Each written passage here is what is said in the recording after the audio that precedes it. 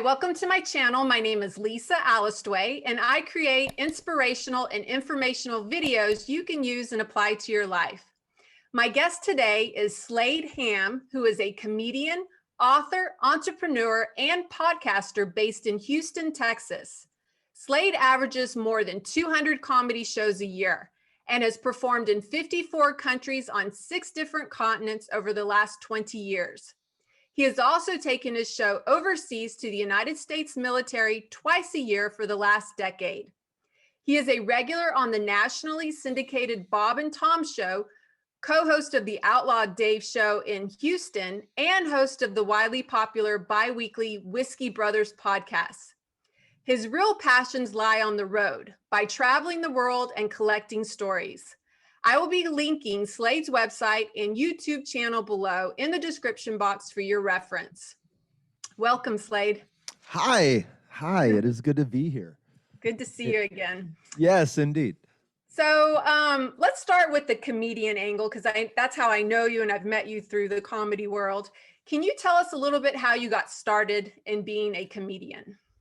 Stand-up is you stumble into these things in life, right? Like you don't always know when you're young what you want to do. People ask you, what are you going to be when you grow up? I wanted to be a T-Rex for like my first 8 years. So stand-up was this thing I had been I'd gone from working in various different, at a Joe's Crab Shack or at a Best Buy where I was, putting CDs out on a show. You just don't know. And then one day you find yourself bartending at a comedy club. To make a very long story short, I'd thought about it. I'd done radio before. I kind of had things in my brain that I thought were funny.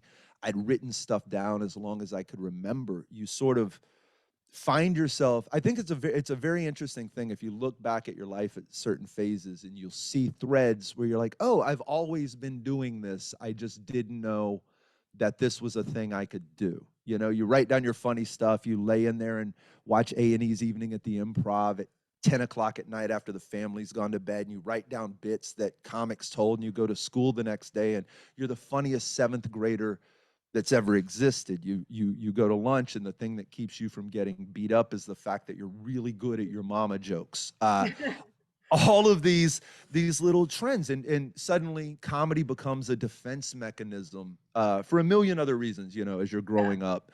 And those things converge. One day you're bartending in this comedy club and your friends put your name in the open mic bucket, and suddenly your name gets called, and 20 years of everything you've ever thought that is funny rushes into your brain, and you mess it all up, but you're in front of strangers and there's applause and this instant gratification you never got at the radio station or in other aspects of your life. And it's this drug that just hits your veins. You're like, oh my God, I'm doing this forever. And it takes a while to turn that into a career, of course, but that initial just first rush that's how you become a comedian. That right there. Hooked. You get hooked. But it's definitely a grind. I know that you don't become, instant famous usually. You have to put in the work. You have to pay the dues. And I know that you spent many years in the comedy clubs perfecting your jokes. And you've had a very unique career because you've not only traveled nationally, you've traveled internationally and have performed for the United States military. Can you tell us a little bit about that experience? They're the most receptive audiences in the world. I've played every incarnation of a military installation that you can imagine, from the big ones, Rammstein and Kadena, and these giant, just 20 and 30,000 people cities that exist in other countries, and they're American, with Burger Kings and bowling alleys. And you show up there, and I want to say they're not unappreciative by any means. It's live comedy, and they're there, and they're serving time, and we're there to entertain them. So it's all remarkable, but it's not the same when they have options to, we went to Chili's and then we went to the movies and now here's stand-up comedy, which happens on a base that size, versus the little spots in Iraq or Afghanistan or Niger or some of these just places where there's no real infrastructure and everybody's kind of intense and the internet's spotty on the best days and you're taking showers between midnight and 6 a.m. because the sun has heated the the water bladders to the point where it's scalding the rest of the day, and you go sit in the little room and read books or play video games. But it's a totally different environment. So once you get out there and you're putting on a show, there's nothing comparable to it stateside, I don't think. And that's the ego part of me. It's like, the adrenaline rush of it. But then the human side too is that you end up spending so much time with these guys after the shows. Like, you'll interact, for instance, you'd chopper in, would get picked up in the morning on a Black Hawk, they'd fly us out to one base, would drop off, do a show, get picked back up, go to another one. And in between, each one of these would be like a little 3 or 4 hour packet of us showing up, kind of taking a little tour of the base or whatever. And then we do the show, and then you have to sit there and wait for the choppers to come back in. So you end up with these remarkable opportunities to just talk. There's nothing to do. We sat there and hit golf balls out into the desert one night, me and a couple of guys, and just talking about their lives and ours and what they want and where they came from, and situations you probably wouldn't find yourself in with people you wouldn't find yourself in. And it's a beautiful little convergence. And I'll never stop doing it. I know you think about the suicide rate in the military. I don't know what it is for active duty right now. I know it's up there and it's scary. But amongst veterans and people that have left the service, it's 22 a day, which is, I mean, you see the push-up challenges and all those things. So people they know the number, but the reality of it, I mean, it's a human being every hour. And it's indicative of a lot of, I mean, those people are coming back with psychological issues and some trauma, and depending on which part of their lives they were in for, have seen some horrible, horrible things. And we're very callous about it when they get back. So I recognize that there's this one little moment where I get to collide with them. And if I can change anything in there in that little collision, then cool. Yay, I'm doing something awesome, I think. Yes. I mean, I value comedians and what they're doing, and just trying to bring some levity to hardships in life, and just, you need to laugh. And I really appreciate what comedy brings to our life, and sense of humor. And if I always say, if it's the last thing I lose, I hope it's my sense of humor. So I'm sure that the military appreciated just in that brief moment to be able to laugh in a serious situation. So it's really breaking that protocol, I think, is the cool part. I remember I don't know how, we were in Afghanistan, and we're very good about, when you go to these little spots, trying to get them to take us to do something that allows them to break character for a bit. They get to kind of, we're there in non-military uniforms, so they'll bring us out to shoot whatever weapons, or to drive certain vehicles, or to do some really cool stuff. And in the process of all of that, we get to laugh. They still get to show off their skills and things. So at one spot, my buddy Sam, who was one of the comics on tour, Damaris, we're on a little operating base that is a tank base. There's M1 Abrams lined up down this stretch, and Sam goes, "Can we drive one?" And the guy goes, "Absolutely not," which is the proper answer to anyone who asks you to drive their tank. No, you cannot drive my tank. And Sam goes, "Why not?" And the guy just kind of looks at him. And then Sam goes, "Well, they let us drive a boat on the Navy base the other day." And instantly, it was like the dude walked back to the dealership to get the keys. "Lisa, we had an M1 Abrams tank on a runway, and I'm getting to drive it." And it was, the most incredible just feeling of like every G.I. Joe dream you've ever had as a kid. Now, as the choppers came in and we all had to stop and leave, one of the guys backed the tank back into its spot, and he backed it into another tank and blew a reactor panel on the tank, which was not a good thing, and probably a very, very costly mistake that cost taxpayers a lot of money just to let 3 comics drive a tank. But they got a story out of the whole thing, so that makes it very cool. Listening to you, there's a real lesson here, because I think people, or anyone that's interested in becoming a comedian, don't be boxed in. Slade is a great example of how he got out of the box. And I mean, he did this amazing comedy tour for the US military for 10 years and will continue to do that. So I think it's really cool that you don't stay in that box. You have to think big.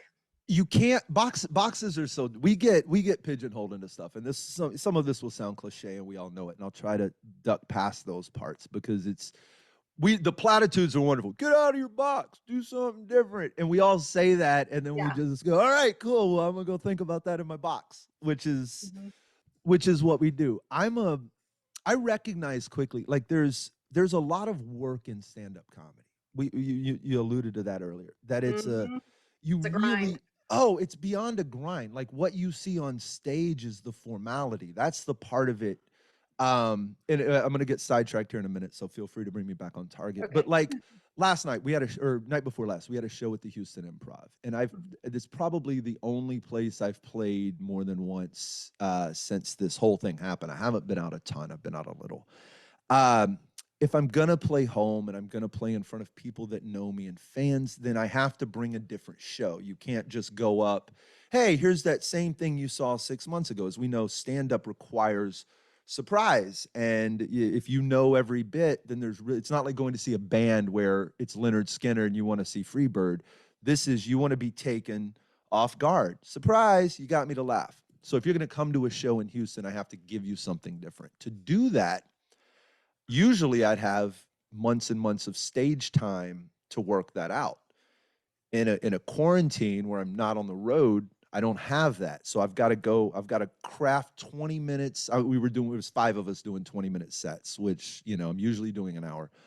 In 20 though, that's brand new, requires, if I told you how much work went into 20 minutes of stage ready stand up, it would blow your mind. It's more hours and contemplation and reworking and rewriting. And I know you had Andy Huggins on here as a Yeah. guest, who is one of the most diligent writers. Yeah, even he makes me. I just sit back and I go, I'll never be that. The amount of just moving words around and doing things and then trying them and adjusting and this and that, by the time you get up there, it's just, you're seeing here's the finished cake. You haven't been in the kitchen for the amount of time it's taken. And everything is like that, right? Like we tell ourselves, oh, well, comedy's the one that always, like, all the celebrities go to. They get off a sitcom, or Right. they finish what they're doing, and how many of them you've seen some of the clubs Mhm. that I've frequented, the Yep. people they bring through. It was Stormy Daniels and some of Right. these other people. They all go to comedy like doing this is the easiest thing in the world. Yeah. And I giggle at that because I know it's not. And by extension, I've learned that nothing else is that. You can't, if you're going to cross discipline, right? If you're going to go, okay, I'm going to go even to something adjacent, from stand up to, say, filmmaking in some ways, right? Or podcasting. Those are entirely different arenas, from the podcasting realm. There's so much to take into account and so much to learn and so much structure that is not just, well, turn the microphones on and let's just talk. That's what everyone thinks it is.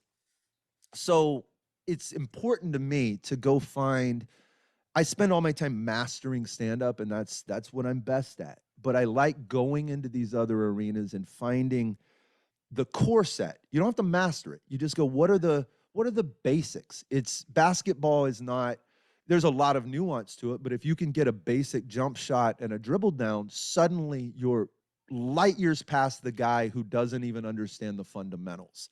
And Mhm. that's where I found myself interested. Let me just go figure out the fundamentals of these other things, and one, see if I like any of them, and then two, see where they sort of stick together with the stuff I'm already doing. I'm big on taking the pieces that work for me and then leaving the stuff that doesn't. I'll abandon something mid-project if it doesn't work. I'll quit reading a book right in the middle of it if it stops serving me. But I'll take the pieces that do. And Yeah. that's where I think the box talk is. You don't have to actively choose to go do something else. Just let your curiosity lead Mhm. you for a minute. It's not a hard time, but my morning routine is kind of sacred to me a little bit. And it's not, some people are like, I do exactly this and exactly this and exactly this. And I just there's this hour where I just do some number or combination of a few things that make me happy. I try to journal every day. I don't. I try to work out every morning. I don't. I come close. I get, I'm probably batting 95% on those things. Pretty good. I have arrangements with myself that, just in the morning, you have to do 25 push-ups. Like if you do nothing else, you have to do that. You have to write one line in your journal, just one. And it's that act of showing up. Never have I ever just done 25 push-ups. Never have I just done one line. You can't. Yeah. Once you show up, everything kicks into place, and that's the catalyst you have to get. But it's the going through those little motions, and part of what I do in that hour is I allow myself the freedom to just explore. I'll go to YouTube. I let myself rabbit hole. I'll start in one. Oh, this video looks cool. Next thing you know, I'm watching this or that. My newsletter that went out this morning it was about one of these videos that I'd stumbled across with these great white sharks and these surfers, and some drone footage of their proximity. And all of a sudden, I became mesmerized. I must have spent an hour that morning just looking at how close human beings actually get to sharks all the time while they're surfing, and some of this video footage, and how these imagined fears we have are just made up, and we're really, the sharks aren't that dangerous. That's the kind of stuff. If you don't let yourself go down those roads, you're never gonna stumble on anything else you enjoy. As I'm listening to you, I can hear your creative brain, which is a requirement for a comedian. And I know that your skills that you had learned as a comedian have really adapted well and progressed into other areas. For example, you are a writer. You have written a book, and you're a world traveler, which I know comedy has taken you to all parts of the world, but that's also a true passion of yours. Can you talk a little bit about your writing and your traveling, and how comedy, took you to all of that? Comedy is this weird door into so many different things that I had no plans of ever exploring, to be perfectly honest. I think everything I'm doing right now is some weird extension of it. I'll try to elaborate. In terms of the travel and stuff, I grew up in Beaumont, Texas. So Orange, Texas for 10 years, and then Beaumont for the next 20. I moved to LA at 30. When I started comedy, though, I'd never left the Gulf Coast of the United States. So Texas over to Florida, I think, for a Disney World trip with my dad, maybe when I was 8 or 9. And then I went to St. Louis once on a plane to visit some friends, and that was all. So I had no world experience. I had no concept of anything other than our dumb little Southeast Texas world. And I went to Germany in 2001, and I was very, very far down on the list of comics to go. I had signed up with this company, and I was like, I want to go. And they were like, yeah, sure, we'll put you on the list. And after 9/11 happened, I guess that was, so 9/11, 2000, I went in the early part of October that same year. Planes had just gone back in the air. It's like 3 or 4 weeks after. I had to look at my passport. And I got the call because every comic had dropped out before that. They were like, I'm not flying right now. And they get to me, 22, 23, however old I was, and I don't know enough to be scared, is the thing. I don't have a single point of reference. The whole world is piney woods and the creek and so you just go, okay, and you find yourself in Germany in the middle of a war. Like these people at Ramstein Air Base and Simbach, I think the two we played, were a lot of the load masters who were basically waking up in the morning and putting all the relief supplies onto the cargo planes that were flying out over Afghanistan. And it was sensory overload to me. People and ideas and thought, it was overwhelming. And I was admittedly an embarrassing American back. I don't look back at that. I'm like, thank God there was no footage and we weren't in the world we are now. But it was so much learning and so much of the, and it kicked open this door. I let my curiosity and ignorance lead me down a road. It lit something up on me, and suddenly it became how many places are there? Like where else can I go? It was, and it's very weird too. This is, because I have 2 or 3 other things I still want to say on this topic. But it's we're so quick now to quash the way we think about other cultures. And this is going to sound odd, but there's a lot of stereotype and generalization to all of us. Of course, we think, when it comes to Asian culture, African culture, European culture, American culture, we all instantly you automatically got a flash image in your brain, whether you wanted to or not, of your impression of that. And society leans into that. Commercials lean into that. You ever see those "Come to Africa" commercials, and it's the lady in the very bright garb and it's, or the Caribbean, or they always grab these romanticized stereotypical versions of these places, and that's what we live with in our heads. Asia, what my whole exploration of Asia came from me having very basic generalized concepts of what it was. It was, the food and the culture and the martial arts and all of the things that we as Americans ingest as Asia. They were very stereotypical things to me. Geisha girls and this and that. And I'd romanticized Japanese culture because of the media I was into and the games and the stuff. And that's what led me over there. I was chasing romanticized stereotypes in my brain. And when Mhm. I got there, what was there, in fact, was so much cooler than any of the dumb basic stuff I had. So I don't discourage a lot of that. It's Mhm. when they're, it's cultural appropriation with these clothes or this thing or in your art. And I'm like, man, just dig into that. Be wrong about it, but if it intrigues you enough to ever actually want to go see it for yourself, then I Mhm. think I don't see the danger in all of that. So Yeah.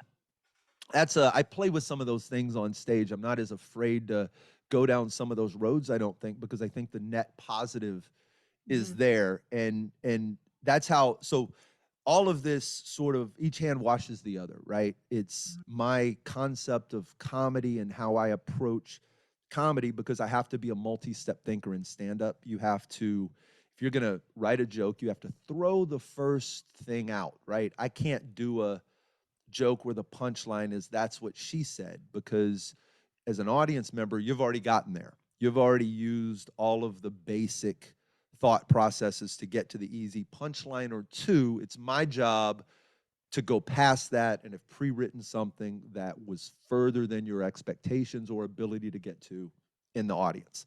Mhm. So I have to think that way. My natural tendency is whatever the first idea that comes into my head is, comedy or otherwise, I just have to get it out. It's just like, oh no, that's never going to work. That came too easy.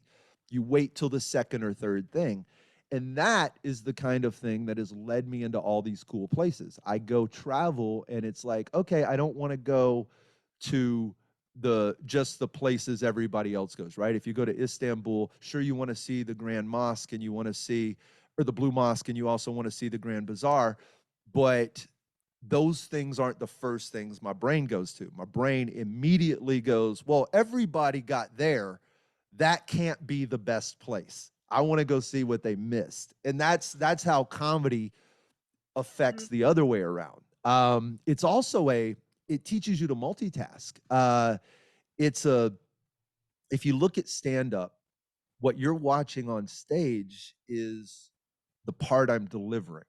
You're not much like if we're, as we're sitting here on Zoom, I'm looking at your picture and you're looking at mine and we're communicating, and we take for granted all of the stuff happening underneath. There's lines and lines and lines of code and bits and bytes and this and math and science I sure as hell don't understand going on underneath here. And that's a lot of what stand up is. You're watching the joke and I'm processing so much data that's happening in front of me, right? I'm looking at your faces and listening to your response as my first metric for how I'm doing. Mhm. But I'm also there's energy to that room, and I'm deciding whether or not the road I'm going down is right. I'm processing that, and then if it's not the right road, or if I want to go down a different road, to where is it going to be, this bit or this bit, or if I do that, what about this? And then, oh man, that new bit goes into this, and if I put that between this and that, then all of us, oh man, do I know that new punchline? Because that's the whole bit hinges on this punchline, and if I don't, where's my drink? Let me grab a drink. And the whole time I'm talking and I'm in the middle of a bit, and that's the routine running under there. And then I might venture, I'm doing taxes sometimes. It's you can multitask Mhm. in these live environments. And I've found that very useful down the line where Yeah. I can split my focus or attention in a, and we'll get to some of the entrepreneurial stuff later, but I can be in a conversation with one person and legitimately be processing another conversation and not necessarily being unpresent in that current conversation. Mhm. It's and that's, I think, that's like that mastery level 20 years Mhm. in. You're, oh, I finally know how to do that now. Yeah. I don't think sometimes people realize the intelligence that's needed to be a really good comedian. You've Well, got I you you can got be like you said, you stupid. gotta master different things. You can be. It's a intelligence is it's part of it. There's a very specific ability though to compartmentalize and also detach from that I think transcends the intelligence when it comes Mm, to stand up, because I think intelligence would indicate that you've really thought through some things, that that there's some self-awareness to some of the bits. And I don't always see that, especially in some of the young comics, where you just go, oh, you haven't processed all of the whys and the hows and the whats to this bit. You're just, mhm. you understand though the pieces and the elements, and you do get those but you don't get the way it's going to impact an audience, or how else that's going to change what you're talking about later. And those are the things where I'm like, if you were truly intelligent, you would have put that puzzle together. Yes. You just happen to be really good at writing great punchlines to funny subjects. Yes, yes. Can we talk a little bit about the inversion of comedy that we've seen in the last few years? Because traditionally, comics have always been known to poke at the system, right? Mhm. And we're starting to see some comics that are walking on eggshells. They're not sure that they can poke at the system anymore. And I don't know. I just thought maybe, that's something to think about when the real world is somewhat carnival like and the real world is the joke. How do comics like handle this inversion of comedy that's happening? Well, it's there's a lot of joke forms, right? You can break comedy down to probably 9 or 10 different types of jokes. Matthew Broussard and I had a long conversation about this on one of the Eyes on the Ground episodes that I did last year. And it's on one end of the spectrum is the pun, the very easy, just play on words. The other end of the spectrum is this the paradox, this very difficult, hard to pull off meta kind of concept, doesn't always work. And in between is the normal stuff, most of the tools that we always use as stand-ups. And hyperbole is a big one. Simply taking something and making it bigger than it is. That's the your mama jokes as a kid, right? The scale didn't actually say one at a time, please. That's the hyperbolic version. And when the world is so naturally past where you would have gone with your joke, Hmm. it's and I the politics aside, Yeah. every single person in power is there trying to maintain power. And as comics, that's a very safe group to punch at. Usually the target is, and there's a window, and that window moves. On one end is the people that there's small groups of people, they can't defend themselves, it's very fringe. We're always allowed to, I would say we're allowed to talk about them, but collectively, humanly, we feel safe talking about them because they're so small, they don't represent us, right? People into weird sexual proclivities, or people into these odd niche things, and we go, oh, we can make fun of that, right? Foot fetishes or what, that's funny, ha ha ha, because they're not around us all the time. Yeah. On the other end, you have the powerful, the politicians, the celebrities, those people. Hmm. And they're safe to make fun of because they're insulated. There's nothing we could ever possibly do to hurt them. And that's just how we psychologically as people always sight the gun, right? Anything inside of that is us. We can't talk about that. And what moves in and out of that changes. It's 20 years ago, 30 years ago, the things that are now, I won't say off limits, but the things that we collectively agree, hey, these are good things. These are us. This is who we are as people. And they fall into this category, and we're no longer going to belittle or make fun of or take shots at them, because that's just not who we are. That 20 years from now, that will change. I don't know that 20 years from now, the world is not going to be made up of nothing but foot fetishists. And I'm going to have to apologize for that podcast I did back in 2021, where I said something about foot fetishists. So I try to aim at one of those two. I try to not aim at the small groups unless it's really, really funny and hilarious to me. I try to aim and punch up as much as I can. But when up is being more ridiculous than I can imagine, you They're the have, punchline already. You're working. yeah, but then the target changes, right? Because now it's a different problem.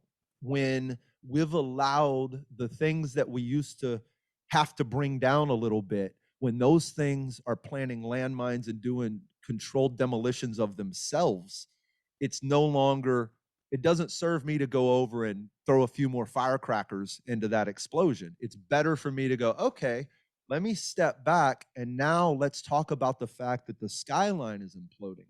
That Mhm. becomes a different topic. And so it's, that's all this ever is for me. It's Yeah. a pivot to where the problematic is. When it's just normal people making bad decisions at the top, then that's what I get to shoot at. When the top is disintegrating and letting us down across the board, regardless of where you are, and the structure of our country is kind of just in these crazy, weird state of flux, then the subject is no longer those people. The subject is this entire landscape we're looking at. And that's what I think you'll start to see a bit of that shift with comedy, just in that it's not entertaining to say anything about these people. They're doing it for themselves. For Something sure. else to talk about. Yes, definitely. So in being a comedian, you have influences in your life. Who would you say that you kind of looked up to as role models that kind of made Slade Ham's influence as a comedian? It's a, man, that is a, it's a loaded question, because there's internal and there's external, right? There's people in your life that you know, and then there's the influences. There's certainly my outside influences, my holy trinity of stand up, which is Pryor, Carlin, and Cosby. And I leave Cosby in there because I'm Mm, separating the person from the art. There's no way yeah. that I can have an honest conversation about stand up comedy that doesn't include Bill Cosby's himself. It's one of the most incredible pieces of storytelling that's ever existed, and that's his storytelling ability, Carlin's ability to just comment on the human condition, and then as an observer, and then Pryor being the most honest human being who I ever think. Like, there's just an element to, nothing is off limits if Pryor could talk about all that and make Yeah. it funny. So those are my influences there. And then, you see comics along the way. Personally, though, I it's hard to narrow down, and I don't want this to sound like nobody really helped me out. There were a ton of people that helped me, and a lot of people that pointed me different directions, but I never had that. I had a mentor. I had these people along the way that taught me how to navigate very specific circumstances. I remember, and I give him, he's passed away now. He was a very funny comedian named Tom Webb. And he must have died at the age of 80 something. Older black guy, rail thin, always wore a suit. You know this guy without knowing this guy. He never had I've never seen him have a bad day. You couldn't be in his presence without it being just awesome. Old black man energy. It was perfect. And we became friends. I had a comedy club that he played. And when I started out, he ran a room called Times Square, and it was TYMES Square, down off Alameda Genoa and 288, in a very, very not great part of Houston. And every night was chaos in this bar. They would hold an open mic on Wednesdays, and if you went and you succeeded at this open mic, you could sleep at night. You had made it as a comic. It was chaos and war, and I was frequently, not frequent, every single time, I was the only white guy that ever went to this room. It just was. It was the Houston is always not Houston, but comedy, very, very, I want to say segregated, but separated in there's a black circuit and then there's a mainstream circuit. And it's been like that for forever. You had BET and Def Comedy Jam, and those comics rarely came over to the mainstream, and the mainstream never went that direction. It was a terrifying place to be. And I was so young and dumb, and I was like this kid who had grown up in Beaumont. And again, I'm relying on these defense mechanisms I had in middle school, which were weirdly, the same thing that ended up I was the dude at the table with all the black guys making the jokes, right? That's bring him over, get the white guy, bring him over, bring him over. That follows me from 7th grade into this comedy world where it's now applicable. And Tom Webb saw that, and he brought me over to this lunch table where it created me. There was like this, you couldn't scare me after my first 2 or 3 years of going to Times Square. There's nothing that was ever going to show up at Comedy Showcase or the Improv that was going to happen in that crowd that ever could be more terrifying than the shadow of a black cowboy throwing a shot glass at you because he didn't like your joke from the back of the room. And it just, Tom Webb bringing me into that fold was one of the most incredible things ever, because it was so out of my, it was so far from what I thought I was going to end up doing in stand up. And it hastened everything. I think that first year or two and I would drive every Wednesday night from Beaumont to Times Square, and I do the show, and then I drive home. And it was 50-50. Some nights I did well, and some nights you wanted to drive that car into a guardrail, and I should quit. But that dude dragging me, just not even dragging me, giving the opportunity and making the place feel, safe isn't the word, because it was not. It was a training ground for you. Yeah, he made me feel, I keep going back to the word safe, but he made it okay to not do great. Like, bro, you're one of us. None of us do well every night. It was, he took all the sharp edges off. Yeah, you're going to fail. This is going to suck. You're going to get beat up a lot, but we're all getting beat up and nobody's mad that you're beat up. That was the part that felt safe. I was like, okay, I'm supposed to fall. This is great. This is wonderful. Yeah. So Tom Webb, man, rest in peace. Wow. That's a great story. So let's switch gears a little bit to your entrepreneurship. I know that you owned a comedy business, which makes sense. You know, the comedy world, you were a comedian, and that would make a natural progression. And you've also had some other ventures. So maybe talk a little bit about how did you switch, again, getting out of the box and becoming, an entrepreneur? So for starters, and I think this is vital, you and I were having a conversation prior to the interview about just even the title or my job title, or how, and I don't know how this is going to resolve itself, but I'm so hesitant sometimes, because every time we embrace every time I go, I am a comedian, I casually, silently, and not even on purpose am pushing other things that I might want to do to the side. So I get real weird about the labels. I wore too many of them for a long time. I was a smoker for a very long time. I was 3 packs a day for almost 15 years. And at that point, I owned the identity of smoker. You can't find a piece of press or publicity or an album cover or anything of me prior to 2008 or 9 that doesn't have a cigarette in its hand. And that was probably my biggest hurdle in quitting smoking. It's the physical and all that other stuff aside.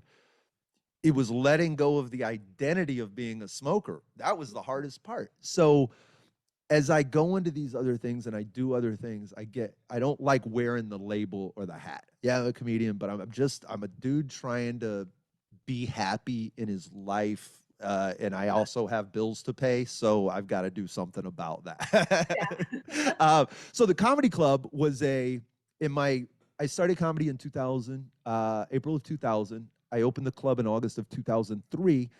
I was still doing radio when I started comedy, so I had some income, and then I went to Mexico for a wedding, and when I came home, the radio station had closed. It had sold while I was gone. I came back to like, all right, I'll see you guys on Monday, and then I came back on Monday, and there was no Monday. And we ended my partner in the morning show at the time, and I ended up putting on some comedy. Like, well, we'll just do a monthly or a quarterly comedy show for charity, right? Comedy for a cause, and we'll sell sponsors on it, but we'll give all of the door to charity, and it'll get us through while we're trying to figure some stuff out. And that exploded. People showed up, and we were all right. Well, we'll do it monthly, and then we moved to this hotel ballroom and struck a deal with them, and it just kind of we got to a point where like, are we about to find a brick and mortar location and open a club? And I didn't even I'm like, you're about to go into business with a 24-year-old kid? Like, this is nothing about it when I look back at it makes any sense at all. I had no idea what I was doing. And furthermore, I was the one who knew more out of the two of us. So it was, how it happened still blows my mind. We got in, we signed a lease. I learned, how to run a bar. All these things, it was these little pieces I just took subconsciously. Same thing I do now. I didn't know I was doing it. I went, well, I understand the bar industry, and I understand the radio industry and promotions, and I understand stand-up comedy. And if we can put all of that together, we can do this. And then you go learn the blanks. You learn how to fill out payroll tax. You learn all the boring stuff. You learn, okay, if I'm going to book comics, now it's about show structure and not just random people on. And that opened up my understanding of the club owners I was trying to get work from. So now I have this inside, well, damn, I'm sitting in the office doing the same thing they are. I know when I'm busy, I bet they're busy around the same time. I know when they're kind of dead, I bet they are. I know that I prefer email and not my phone ringing off the hook all the time. Let me try. Here's the packages. When someone sends me a press kit, here's what moves me and here's what doesn't. I'm able to wear both these hats at the same time, and it gave me so much insight and just push into stand-up comedy. And those are all these weird little things that I keep looking out for. And since then, I owned a honey company. We were in Whole Foods for the longest time. That started with a drunk conversation about the bees dying amongst some friends. And we were like, we should get a beehive. And we got a beehive. And the next thing you know, we had 20-something beehives in an apiary on the Buffalo Bayou River, or out there at the Buffalo Bayou Partnership. And then we harvest the honey. You're like, this is really good. We should bottle some and we'll sell it to some people. And then it ends up at Whole Foods. And it's just following that curiosity. And if at any point it ever stops being fun, you just do something else. We're so that honey company no longer exists, not because it wasn't successful, not because it wasn't good. It doesn't exist because 4 people who have other endeavors don't want to run a honey company anymore. Mm-hmm. It's just that simple. And sometimes you sell those things and sometimes you close those things. We do a motorcycle rally here in the center of Houston, Bikes on the Bayou, and we do it in concert with, it's myself and Outlaw Dave, who's a Houston radio icon. And we partnered up with the city of Houston. Now we work with the mayor's office of special events. And those were these side conversations, these what ifs. And then if you just keep pushing and poking at that what if. I just think so many times we go, what if, and we move on. You don't write it down. You don't internalize it. I'm sitting here I'm making notes as we're talking, just because things will pop into my head where I'm like, I need to remember this later. This is going to come up later. And if you don't, the comic in me knows that more than anybody. If you don't get up and write an idea down immediately, that idea is gone. And I don't care how many mnemonics you devise for yourself. I don't care where you put it in your dumb little memory palace. I don't care what trick you use on your bike ride to retain that information until you get home. It's gone. It's never coming back. I will pull over on the side of the road. I have notes on my phone. You keep these things everywhere. Mitch Hedberg had that wonderful joke where he goes, sometimes at night, I'll think of something funny, and I either got to get up and write it down, or convince myself it was not that funny to begin with. That's good. That's good. And that's what I think all of this is. Yeah. It's that just conversations leading to conversations, that Mhm. talking to people and finding out what they do. And I'm saying this as an introvert. I don't enjoy that aspect. I don't like being in busy places around groups of people. That's not Wow. my bag. Yeah. Yeah. Which sounds totally counterintuitive to a stand-up comic who Right. performs. But I think we've spoken about this before. Yeah. That's the most isolated place you can be. So it's Well, as an introvert, you're used to isolation, so you can take that as a strength. totally. That's the part that they're like, I can't believe that seems so public to me. And I'm like, it's not. It's a monologue. I get to Yeah. walk up, say exactly what I think, and then leave. There's Yeah. no chance for rebuttal. I don't get your side of it. So that's the part of me that I have to fight against in my Yeah. regular day-to-day life, where it's like all of the good stuff I have comes from these conversations, Hmm. getting a little bit And in depth with small groups of people. yeah, and taking action, because it's not just a thought that stays in your head. And if this is a good lesson reminder for anybody listening, that if something keeps showing up that, hey, I should do that, I want to do that, just do it. Yes, do it. Lisa, there's something to, because I'm big on this actionable stuff, right? Like it's all great to talk about this. The Notebook is the biggest one. I think the series of events that get a thing from concept to real. There's a series of them, and you can repeat them. The first one is capturing that idea in the first place. Just the mere act of writing it down gives it tangible form for the first time. It's like watching a ghost materialize. You're just, oh, there's an outline here. I can see it's more than an idea in your head.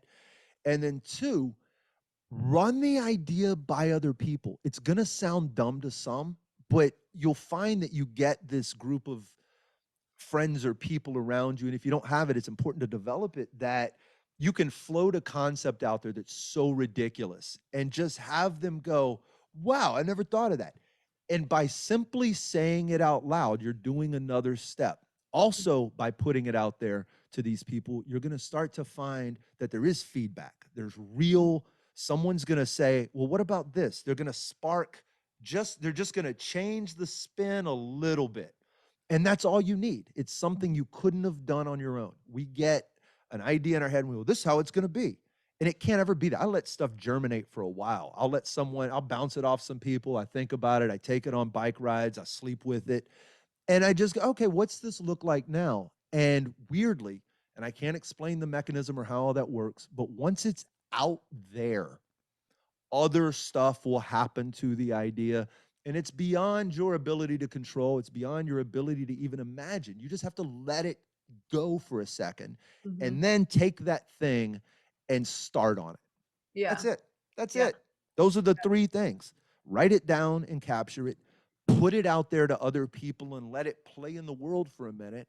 Yeah. And then just start. You don't have Yeah. to finish. You don't have to It doesn't finish. have to be perfect. It's just, you know, It doesn't even have to be. I'm a big believer in done, right? Like you gotta ship it, but you don't have to ship everything. You just gotta start it. mhm. We have this here in America. It's very American that once you begin something, you can't stop it. It's why people are on season 7 of shows they hate, just because. I mean, we have it in our head that we can't abandon certain endeavors. And other places, that like Norway, for instance, there's a philosophical change there where changing your major isn't even as big of a deal as it is here. We get into this. You take your 2 core years of, fundamentals, and then those next 2 years, once you start, you're on that road. You're going to be a chemical engineer, whether that's what you end up.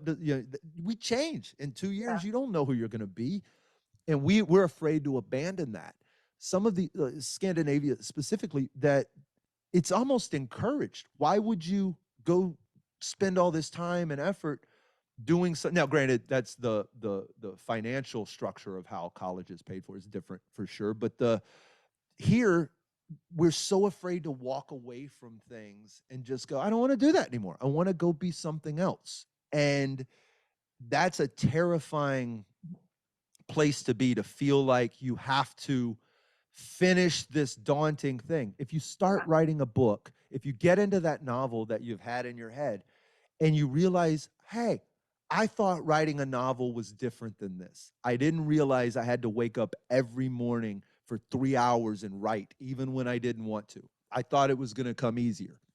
Guess what? You don't have to finish that book. It's that easy.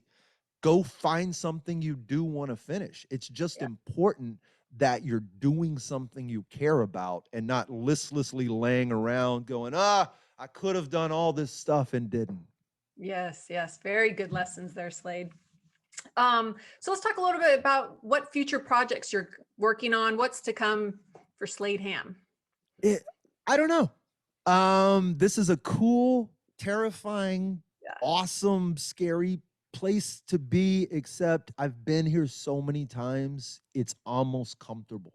The road shut down everything I thought I was 2 years ago, a year and a half ago, whatever. I say 2 years now because it feels like it's been 2 years. I was working.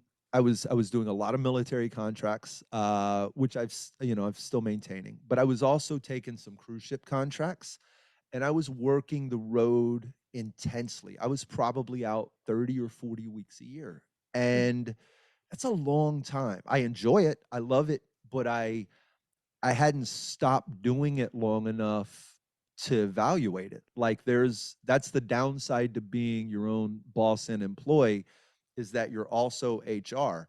And it's really easy to bullshit yourself when you come into HR. You like working here? And you go, I absolutely love working here. And you go, all right, cool. That's easy day, buddy. And it's not until all that's taken away that you have to face the concept of going back to it, that it really gets tested. And the truth is, I wasn't enjoying every element of that. There were many days that I'd wake up in cities I didn't want to be in. And I was doing it because it was a great paycheck and the shows were fun.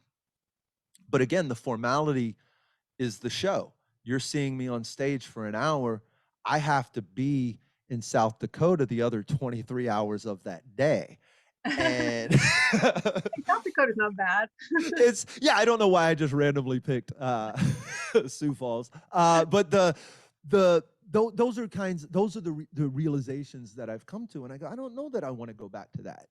And in the interim, I've found that while I had all this off time, it allowed me to say yes to things that I never would have said yes to. So there's been a lot of consulting in this last year or so. I'm a friend of mine has developed, it's now out, this Moon Tower Tickets company, and it's competitive and awesome and fun, and he brings me in because I'm in the entertainment industry and I can find some of these pinch points and I understand the process of these things, and we were able to work out some of the deals, and now it's launching into a lot of cool places, which is fun to see happen with something you help build, but you kind of helped at least buff out or dry off towards the end. I'm working with a very cool group of engineers and scientists that I won't go into super detail about, but I'm on an X Prize team for the CO2 X Prize that Elon Musk is kind of spearheading. Wow.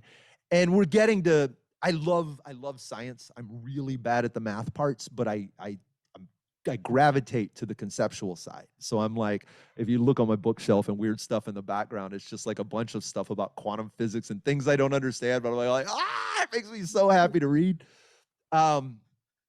I got called in to kind of look at some of this stuff from different angles. It's that vantage point we always talk about. Cool, this is where everybody's looking at it from. And especially, sometimes if it's an engineer or someone who deals with math or a very singular focal direction, that you can kind of disrupt that, and you can kind of go, oh, have you thought about this? And you're not held back by years and math and science and data and all this stuff that they understand. I just get to go, why doesn't the moon go in a circle? It's a but it's been awesome to dig into that, and it's made me want to play and like spend more time in these different arenas than I currently do. It's like I want to walk around, I want to work in a building where every office has something different going on without it being actual offices or a building. I just want to be around crazy cool people doing wild things and see how I can influence that. That's where I want to go. And in the process, you know, I'm deep into the second book. I'm almost done with this new album, and we What's your released a second different. book about? It's an extension of kind of what I did in the first book. There's a lot of road stories in there, but it merges more, I guess, philosophically with what I've learned over the last. I've changed so much in the last 5 years, and when I wrote that last book, I think I was a kind of. By the time I published it, I was a very different dude than the guy who wrote it, and this has been a more concentrated form of.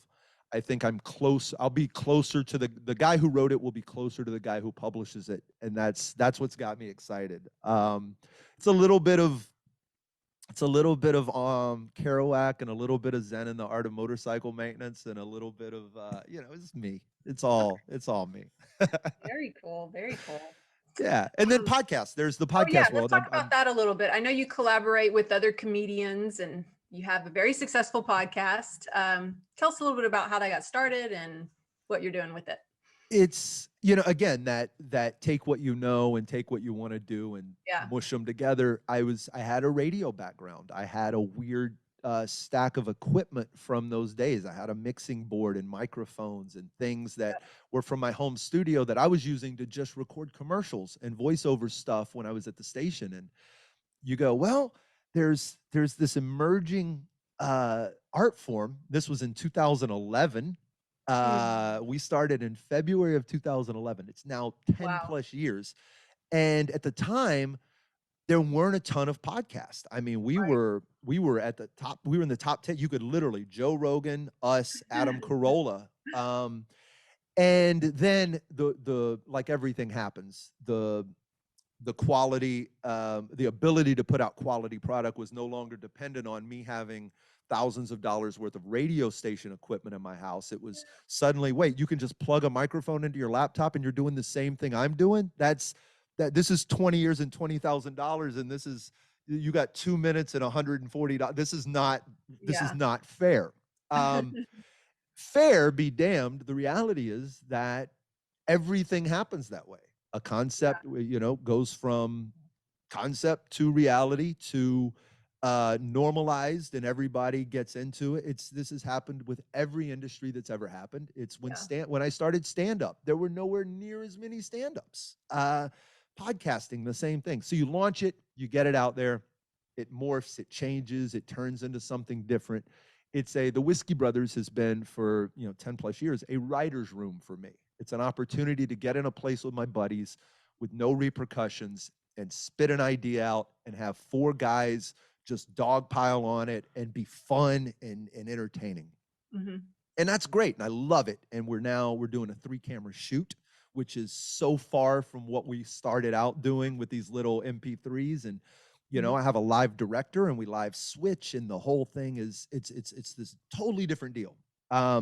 That has splintered into these other side projects. I do a kind of nerd-centric show called The Spoiler Room that only airs live, where we talk of, the stuff I'm into on the side, my Star Wars stuff. And I did this thing called Eyes on the Ground, which was a 12-part series last year, very artistically driven, very creative driven.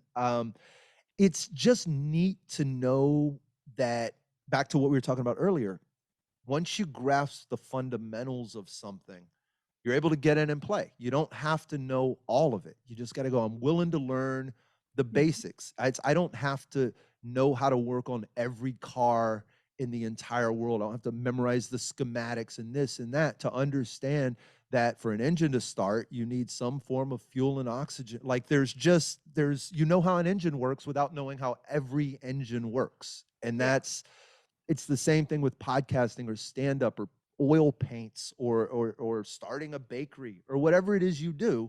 Mm-hmm. It's just the act of learn the fundamentals. See if you like this. If you don't buy clothes without trying them on. You don't You don't buy, you walk around in boots before you decide if you like them. We do this all the time. We Mhm. just have some weird, dumb line that we draw between certain things and other things. Some of them it's okay to abandon, and some of them it's not. It's different for everybody. Yeah, very good. Well, thank you, Slade. It was excellent. And I hope anybody that's watching this, if you're in the Houston area, Slade is always popping up in different venues around there. Please check them out. And I think this lessons that you got from today's video are definitely applicable. And I hope Slade provided you guys with some inspiration on how to apply, take action, get off the fence, get out of the box, all of those different things we talked about today. I do a newsletter that comes out every other week, and it comes out on Tuesdays. You can sign up for it at sladeham.com. But one of the big things, there's several people over the years, a lot of it's inspirational. It always has a bit of a funny tinge, but it's a lot of this kick you in the ass and get up and do something kind of stuff. And I've got some remarkable friendships with people that I've never met, who through that list have reached out with weird questions or what do you think about this? And I'm always into that. So if you're on that list and you do respond to some of those emails, or you have questions, or you need a little private push, I'm very happy to do that. Very cool. Thank you, Slade. And thank you guys for watching. If you like this video, please hit the subscribe button and also the bell to be alerted when the next video drops. And see you next time.